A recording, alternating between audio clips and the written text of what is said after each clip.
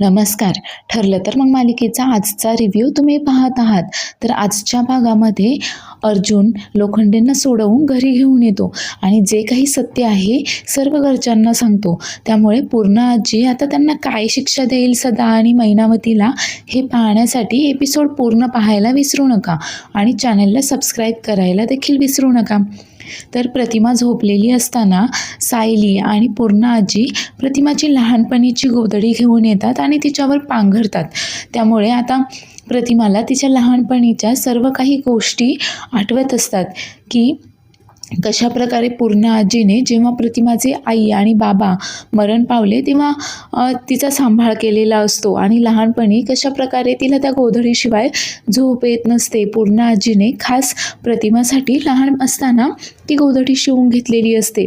तर प्रतिमा झोपेतून जागी होते आणि विचारते की ही गोधडी. त्यावर पूर्ण आजी लगेच बोलतात की प्रतिमा, तुला आठवते का गं ही गोधडी?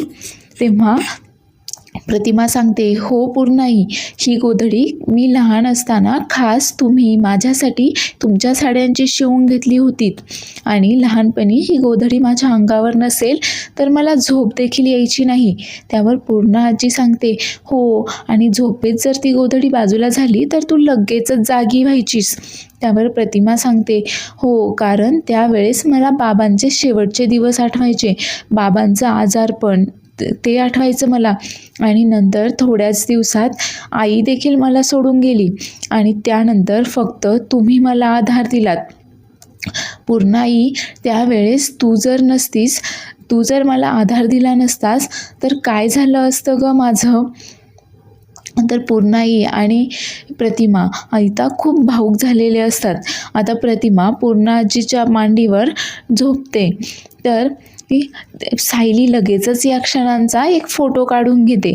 तर प्रतिमा विचारते की पण ही सगळी आयडिया सुचली कोणाला? त्यावर पूर्ण आजी सांगते की अगं, दुसरं कोणाला सुचणार आहे, हे सगळं सायलीलाच सुचलं. आणि आता सायली देखील प्रतिमाच्या मांडीवर डोकं ठेवून लगेचच झोपते. तर प्रतिमा आता तिच्या लहानपणीच्या भरपूर साऱ्या गोष्टी तिला आठवत असतात आणि त्या आता सर्वांना सांगत असते. प्रतिमा सांगते की लहानपणी आठवते का, अगदी मी कॉलेजला गेले तरी देखील मला रोड क्रॉस करायची इतकी भीती वाटायची. आणि मग प्रतापने काय केलं, एक दिवस माझा हात पकडला आणि पूर्ण दिवस तो रस्त्याच्या या बाजूने त्या बाजूला, त्या बाजूने या बाजूला एवढंच करत होता मला घेऊन. आणि त्यानंतर मात्र माझी भीती कायमचीच गेली. आता प्रतिमाला खूप साऱ्या लहानपणीच्या गोष्टी आठवत असतात आणि त्याच ती आता सर्वांना सांगते की मी लहानपणी एकदा बागेमध्ये खेळायला गेले असताना माझी चप्पल मी तिकडेच विसरून आले होते. त्यावर पूर्ण आजी सांगते, हो, आणि खरं तर ही चप्पल विसरली नव्हती, तर एका गरीब मुलीला तिने ती चप्पल देऊन टाकली होती. त्यावर रविराज बोलतो, तुमच्या सर्वांच्या एक गोष्ट लक्षात येते का? जे काम औषधांनी केलं नाही, जे काम डॉक्टरने कोणत्याच गोष्टीने केलं नाही, ते काम प्रतिमाच्या लहानपणीच्या एका गोष्टीने केलं आहे. तिच्या लहानपणीच्या गोधडीने केलं आहे की ती तिच्या मायेच्या गोष्टीने करून दाखवलं आहे ते काम. त्यानंतर मात्र प्रतिमा जास्तच खुश असते आणि विचारते की पूर्णाई, पण ही कल्पना नक्की सुचली कुणाला? त्यावर पूर्णाई बोलते की अगं, दुसरं कुणाला सुचणार आहे, सायलीला सुचलं हे. आता सायली देखील खूप भावूक झालेली असते आणि प्रतिमा सायलीला मिठी मारते आणि त्यानंतर सायली प्रतिमाच्याच मांडीवर डोकं ठेवून झोपलेली असते. तर प्रतिमा तिला लहान बाळासारखं थापटवत असते आणि त्यांचं बोलणं चालू असतं. तेवढ्यात सुमन बोलते की रक्ताच्या नात्यांपेक्षा देखील मनाची नाती किती महान असतात ना, आणि हे मात्र तुमच्या तिघींकडे पाहिल्यानंतर समजतं.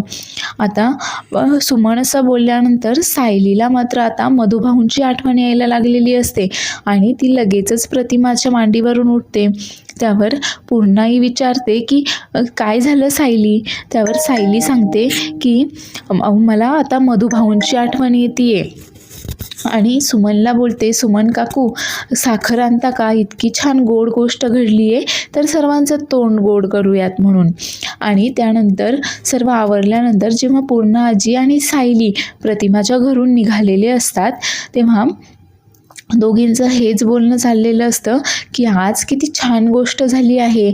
प्रतिमा त्यांना जुन्या गोष्टी आठवायला लागलेल्या आहेत, त्यांना सर्व काही साफ आठवतं आहे लहानपणीचं. त्यावर पूर्णाई बोलते, मी तर आता घरी गेल्यानंतर देवी आईसमोर बसून राहणार आहे, मला काही एक बोलायचं नाही. अगं अशा वेळेस शब्द तरी कुठे सापडतात बोलायला.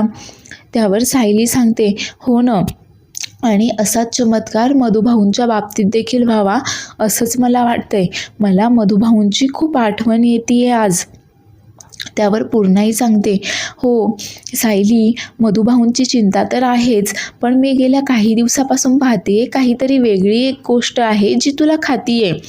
पण तुला जर ती गोष्ट अजून मला सांगावीशी वाटत नसेल तर किंवा सांगायची तयारी झाली नसेल तर तू सांगू नकोस, मी वाट पाहील.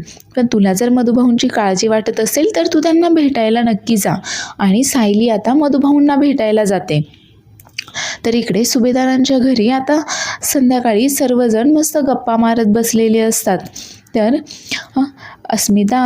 अस्मिताला आता कल्पना सांगत असते की अगं तुझ्यासाठी जे गर्भसंस्कारची पुस्तकं आणली आहेत ना, ते काय फक्त उशाला ठेवायला नाही आणले, ते वाचतही जा.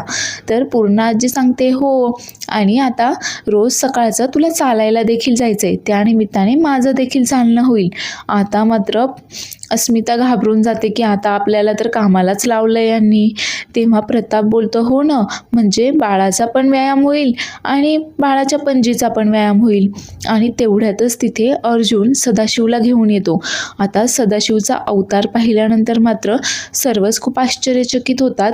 तर महिनावती मात्र नेहमीप्रमाणे नाटक करायला सुरुवात करते व त्याला विचारते की हो कुठे होतात तुम्ही, आणि तुम्ही येणार होतात तर मला सांगितलं का नाही बरं, आणि तुमच्या कपड्यांना काय झालं, असे का झालेत कपडे, कुठे ॲक्सिडेंट वगैरे झाला का तुमचा.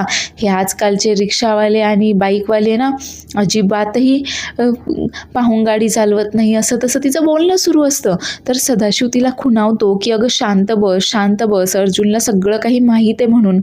त्यानंतर तीही शांत बसते आणि अर्जुन त्यांना सांगतो की तुम्ही तुमच्या खोलीमध्ये जाऊन आराम करा. तर सदाशिव बोलतो की मैने चल, मला तुझ्याशी बोलायचं आहे. तर जाताना देखील मैनावती बोलते की कल्पनाताई, ते जरा यांच्यासाठी शेकवायला गरम पाण्याची पिशवी आणि घोटभर चहा पाठवून देता का आमच्या खोलीमध्ये. त्यानंतर मात्र सदाशिव तिला ओरडतो की एकदा बोलायला लागली की बोलतच सुटते, चल पटकन, आणि तिला घेऊन रूममध्ये जातो. आता त्यानंतर तन्वी मात्र तिथेच असते, त्यामुळे अर्जुन कोणालाही काही सांगत नाही. आता तन्वी मात्र त्यांचं काय बोलणं होणार आहे हे ऐकण्यासाठी मुद्दाम किचनमध्ये जाते. त्यावर पूर्ण आजी विचारते की अर्जुन, अरे नक्की काय झालंय. पण अर्जुनला मात्र आता घरच्यांना नक्की काय सांगावं तेच कळत नसतं. तेवढ्यात प्रतापही विचारतो, अर्जुन तू शांत आहेस याचा अर्थ नक्कीच काहीतरी झालंय. कल्पनाही विचारते, अर्जुन अरे सांग नक्की काय झालंय, त्यांचा ॲक्सिडेंट वगैरे झालाय का, अरे आम्हाला काळजी वाटते, लवकर सांग. आता मात्र अर्जुनचा नाईलाज होतो आणि त्याला घरच्यांना सांगावंच लागतं.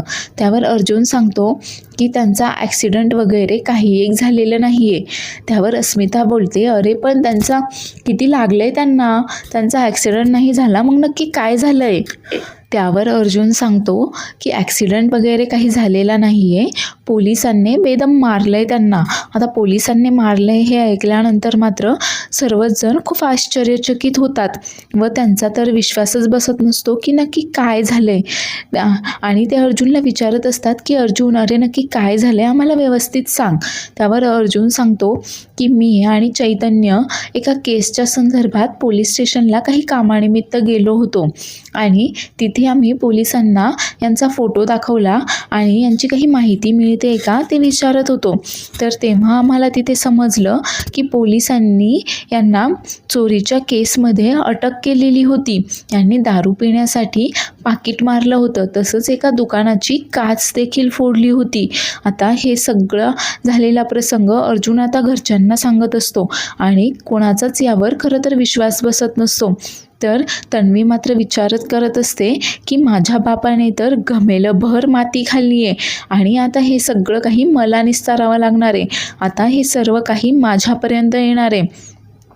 तर हे सुभेदार कुटुंबीय हे सगळं ऐकल्यानंतर खूप जास्त आश्चर्यचकित झालेले असतात आणि खरं तर त्यांना आता सायलीची काळजी वाटत असते. तर पूर्णाई बोलते की आता सायलीला हे सगळं काही समजेल तेव्हा तिला किती वाईट वाटेल या सगळ्या गोष्टींचं. त्यावर अस्मिता बोलते की हो ना, ती तर आधीच खूप टेन्शनमध्ये आहे यांच्यामुळे आणि आता हे सगळं तिला समजल्यानंतर कसं वाटेल तिला. त्यावर प्रताप बोलतो की सायली खूप सॉर्टेड मुलगी आहे. कदाचित तिला या सगळ्या गोष्टींचा आधीच कल्पना आलेली असावी आणि म्हणूनच तर तिने आपल्या सर्वांना सावध केलं.